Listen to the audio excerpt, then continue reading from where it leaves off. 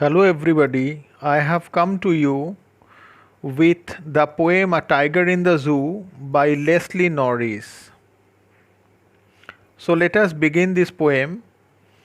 He stalks in his vivid stripes, a tiger walks in his clear stripes the few steps of his cage.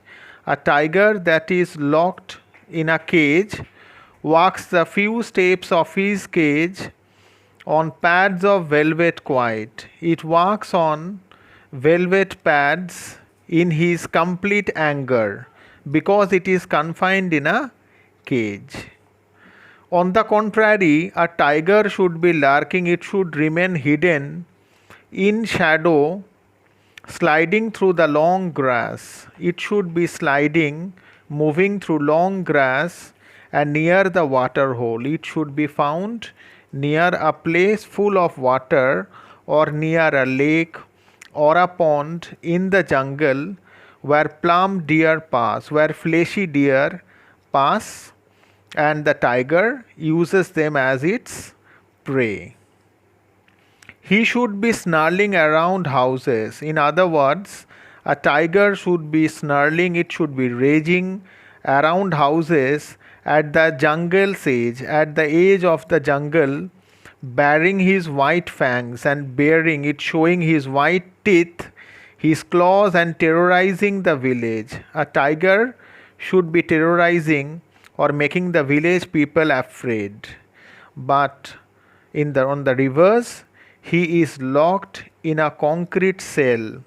He is locked in a cage with iron bars. His strength, his huge powerful body is just behind the bars of the cage, stalking the length of the cage, and it has only the length of the cage to walk about, and it moves there ignoring visitors, hardly paying attention to whoever visitor comes near it. He hears the last voice at night. He hears the last voice at night, the patrolling curs. The last voice he hears at night is the sound of patrolling moving cars, and stares with his brilliant eyes. And the eyes of the tiger are extremely brilliant.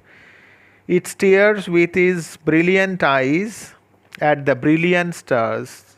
Just the brilliant eyes of the tiger are compared to the brilliant stars that shine all around in the Milky Way. And the tiger, finding no other option to do with his brilliant eyes, looks helplessly at the brilliant stars. Thank you.